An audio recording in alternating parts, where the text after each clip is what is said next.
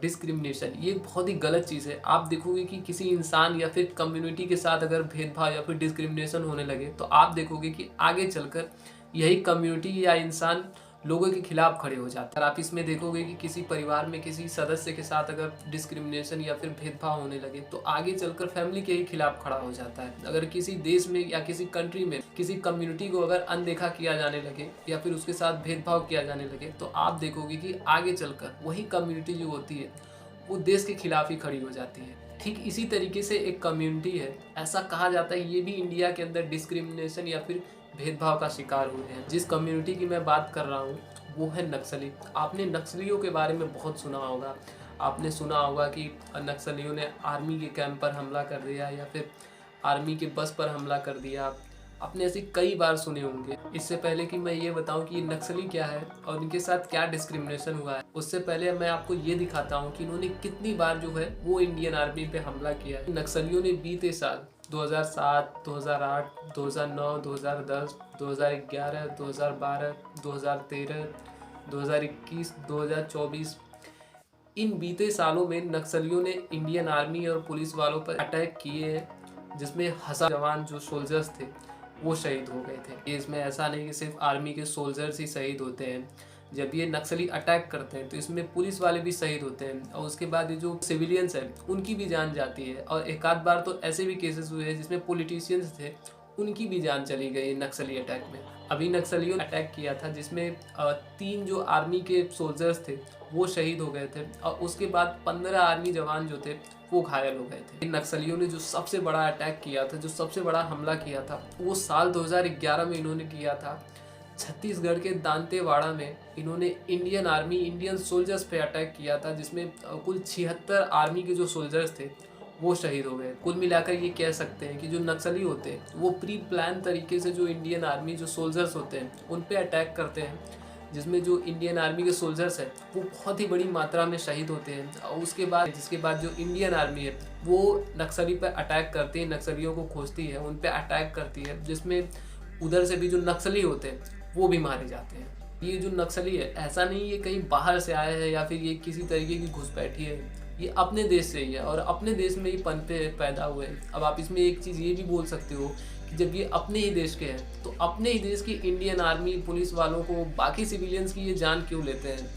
तो देखिए आपने वो कहावत तो सुनी होगी कि कुछ तो रही होंगी मजबूरियाँ, यूं ही कोई बेवफा नहीं होता। तो क्या क्या मजबूरी रही थी इनकी, आखिर क्यों ये लोग नक्सली हो गए, उसके बारे में बताऊंगा आपको। इस चीज़ को समझने के लिए हमें थोड़ा सा पीछे जाना होगा।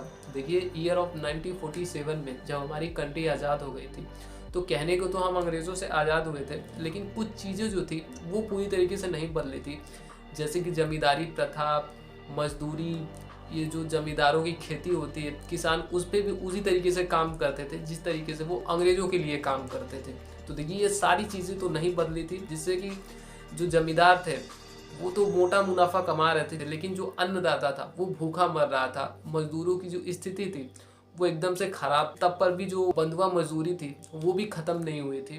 तो इससे जो जमींदार थे कि उनकी जो स्थिति थी वो तो बहुत ही अच्छी हो रही थी, लेकिन किसान थे इनकी स्थिति जो थी वो बहुत ही नाजुक होती जा रही थी। भुखमरी जैसी जो चीज़ें थी वो भी उस टाइम पे बढ़ रही थी। तो देखिए इसके बाद आता है साल 1967। इसी साल कम्युनिस्ट पार्टी के 2 नेता कानू साल्या, चारू मजूमदार, ये 2 कम्युनिस्ट विचारधारा के नेता थे। इन सब चीज़ों को देखकर ये काफ़ी ज़्यादा दुखी होते हैं और इन सब का जो दोष होता है वो ये सिस्टम को देते हैं, जो इंडिया का कॉन्स्टिट्यूशन होता है उसको देते हैं और ये डिसाइड करते हैं कि ये जो चीज़ें, ये जो डिस्क्रिमिनेशन है इसके खिलाफ हथियार उठाकर ही लड़ाई लड़ी जा सकती है। तो ये जो दोनों नेता थे कानू सान्याल एंड चारू मजूमदार, इन लोगों ने सिस्टम के खिलाफ ही हथियार उठा लिया और इनके साथ या इनके सपोर्ट में काफ़ी लोग खड़े हो गए थे। ये पहली बार पश्चिम बंगाल का एक गांव है नक्सलवाड़ी, इसी जगह से ये जो लड़ाई थी वो स्टार्ट होती है और ये जो नक्सली शब्द है इसी नक्सलवाड़ी गांव से लिया गया है। ये आप इसमें एक चीज़ ये भी कह सकते हो कि अगर ये लोग जंगलों में रहते, गुफाओं में रहते, तो ये लोग ज़रूरत की चीज़ें कहाँ से लाते हैं, उसके बाद ये लोग फाइनेंशियल अरेंजमेंट है वो कैसे करते हैं और इतना बड़ा हमला कैसे ये लोग प्लान कर लेते हैं, जिसमें कि बहुत ही ज़्यादा तादाद में जो आर्मी के सोल्जर्स हैं वो शहीद हो जाते हैं, पुलिस वाले शहीद हो जाते हैं। आज के समय में ये जो नक्सली है ये बहुत ही बड़ी प्रॉब्लम बन के निकले हैं इंडिया के अंदर। घरों की आम भाषा में आपने ये सुना होगा कि इंसान बाहर से लड़ सकता है लेकिन अपने अंदर वालों से नहीं लड़ सकता। तो सेम चीज़ एकदम इंडिया के अंदर है। इंडिया जो है, इंडियन सोल्जर्स जो है, इंडियन जो गवर्नमेंट है, वो आतंकवादियों से और बाहर के जो दुश्मन हैं उनसे तो लड़ ले रही है, लेकिन ये लोग नक्सलियों के आगे फेल हो जा रहे हैं पूरी तरीके से। जो नक्सली हर साल, ये जो आर्मीज़ है, ये जो गवर्नमेंट है, इन पर पूरी तरीके से हावी रहती है। देखिए, इसमें जो आर्मी के सोल्जर्स हैं वो बॉर्डर पे कम, बॉर्डर के अंदर ज़्यादा शहीद होते हैं। जब से ये नक्सली हमले हो रहे हैं, इसमें 1000 से भी ज़्यादा जवान है वो शहीद हो चुके हैं, जबकि बॉर्डर पे इससे जो आंकड़ा है वो बहुत ही कम है। देखिए, आज के समय में बिहार, झारखंड, छत्तीसगढ़ जैसे ऐसे इलाके हैं जिनमें नक्सलियों का जो इन्फ्लुएंस है वो काफ़ी ज़्यादा है। देखिए, जिन राज्यों में या फिर जिन स्थान पे नक्सलियों का जो इन्फ्लुएंस होता है उसको हम लोग रेड कॉरिडोर एरिया कहते हैं। इसमें जो जो लोग रहते हैं उनको काफ़ी ज़्यादा दिक्कत होती है। आमतौर पे जो नक्सली होते हैं ये जंगलों में रहते हैं और ये लोग गुफाओं को प्रायोरिटी देते हैं, जिससे कि किसी का वहाँ पहुँचना बहुत ही मुश्किल होता है। आप इसमें एक चीज़ ये भी कह सकते हो कि अगर ये लोग जंगलों में रहते हैं, गुफाओं में रहते हैं, तो ये लोग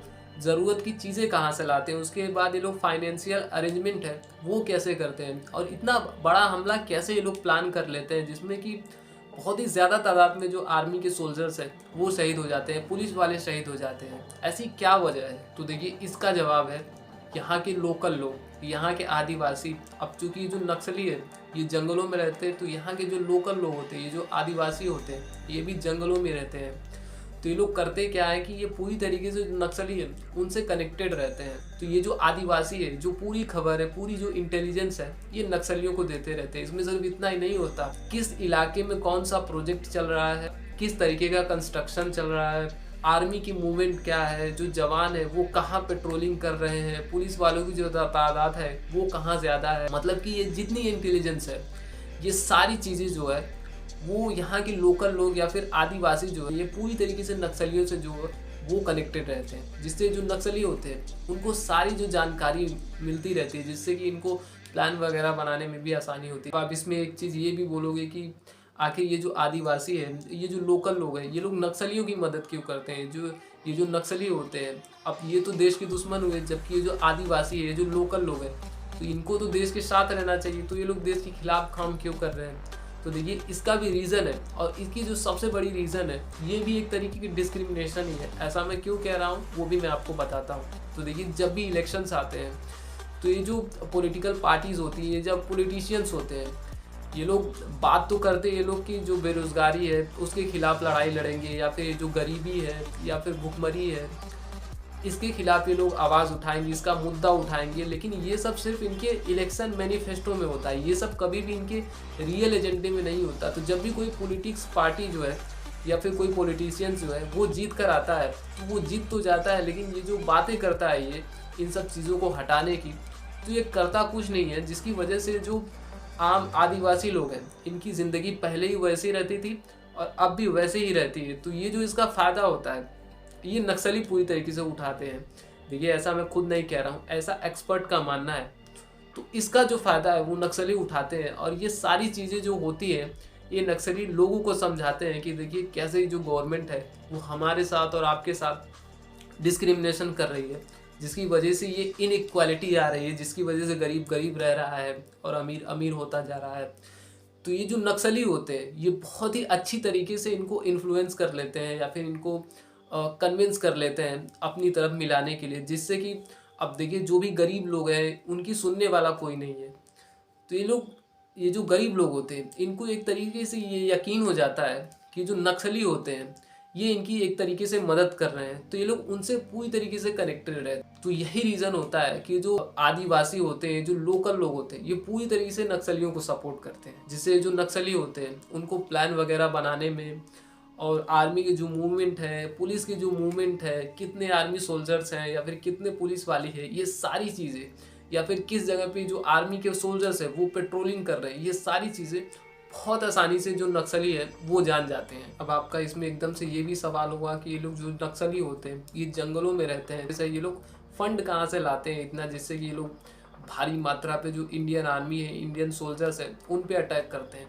ये जो खनन होता है किसी भी इलाके में जहाँ रेड कॉरिडोर एरिया होता है, वहाँ पे अगर खनन होता है तो ये जो नक्सली होते हैं इनसे 3% ये इनके मुनाफे का वसूलते हैं।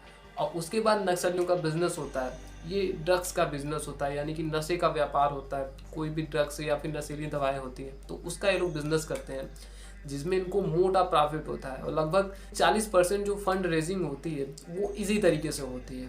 और उसके बाद जैसे कि टोल टैक्स वसूलना, तो ये जो नक्सली होते हैं ये भी बाकायदा टोल टैक्स वसूलते हैं।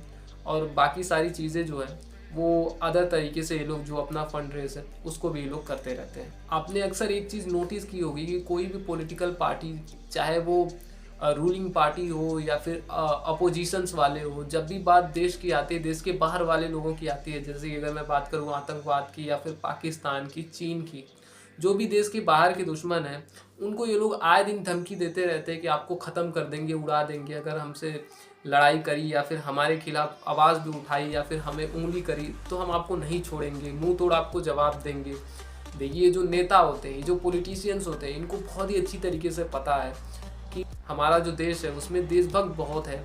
और इनको ये भी पता है कि इनकी जो राजनीति होती है, इनकी जो पॉलिटिक्स होती है, वो देशभक्ति की बातें करने से होती है, जाति धर्म इन सब चीज़ों को लेकर होती है। तो ये लोग बहुत ही अच्छी तरीके से जो अपना वोट बैंक का पॉलिटिक्स है उससे ये लोग करते हैं। तो आज के समय में ये जो डिस्क्रिमिनेशन वाली चीज़ें कहीं ना कहीं ये चीज़ दिखाती है कि जिस जगह पे या फिर जिस राज्य में, जिस प्रदेश में इनको कोई इन्वेस्टमेंट से अगर फ़ायदा नहीं है तो ये लोग उस पर ध्यान ही नहीं देते, यानी कि उसके डेवलपमेंट पे ये काम ही नहीं करते। अब मैं ऐसा नहीं कह रहा हूँ कि गवर्नमेंट ने ऐसा कुछ किया ही नहीं जिससे डेवलपमेंट नहीं हुआ है इन राज्यों का। देखिए किया है, इसके बारे में इनकार नहीं किया जा सकता, लेकिन फिर भी ये जो कदम उठाए गए ये काफ़ी नहीं है। बहुत सारी चीज़ें हैं जो अभी भी करनी होगी।